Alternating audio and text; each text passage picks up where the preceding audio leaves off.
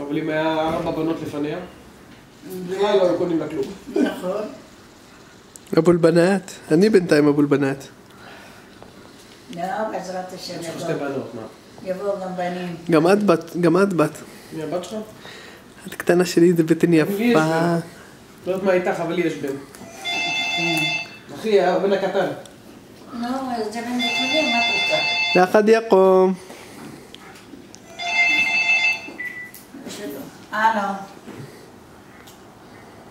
בסדר, מה נשמע? מה שלומך? ללי. פרח? כן. כולם משופעים. לא עשית זריקה? לילי? גם אני לא עשיתי את האמת. לילי? גם אני אולי... אין זריקות בכלל. למה? בכללית אולי יש. לא, זה ליאור פה ודנה וללי, כן. כן, תדעת איך היא קוראה בזה? סטטלילי. כן. הנה, השמיעה לי אותה, והבת הייתה. היא הביא את המחשב איתו והסריט אותה. והביא אותה. סטטלילי. 1 ו4 חודשים. כן. סטטלילי. ואומרת לי ליאור חווה. אתה חווה. אתה אומרת, מסתכלת עליי. מה את אומרת לאבא?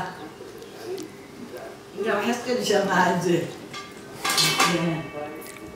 אסור להכניס עיתון חילוני הביתה. על הסורק היפה הזה, איזה פרצוף. כל הפרצוף היפה הזה שלך. אבא, יש משהו מזמזם לי באוזן.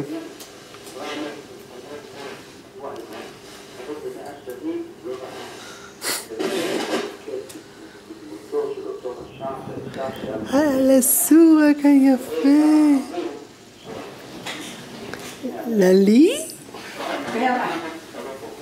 זה נוסע לשעת שלום. היא אומרת את השבעה עם שפעת. כן, נכון, היא לא התקשרה.